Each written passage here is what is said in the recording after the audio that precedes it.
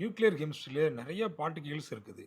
அப்போ அதனுடைய particles name என்ன, அதனுடைய சிம்பிள் என்ன, அதனுடைய சார்ஜ் என்ன? ஸோ இது எல்லாத்தையும் இந்த வீடியோவில் பார்க்க போகிறோம். பாருங்கள், புரோட்டானுடைய சிம்பிள் பி இல்லைனா H11, அதனுடைய சார்ஜ் +1. நியூட்ரானுக்கு பார்த்தீங்கன்னா N, அதனுடைய சார்ஜ் 0. எலக்ட்ரானுக்கு பார்த்தீங்கன்னா E-, அதனுடைய சார்ஜ் -1.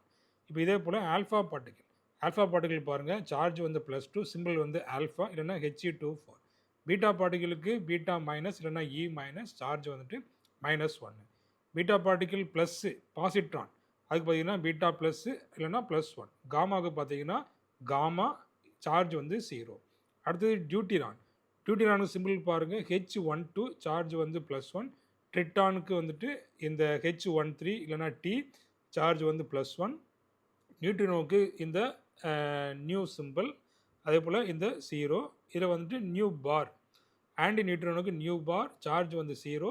மூவானுக்கு வந்துட்டு μ- ஆர் μ+, சார்ஜ் வந்துட்டு +or-1. பியானுக்கு வந்துட்டு π+, π-, π0, சார்ஜ் வந்துட்டு +1 -1 0.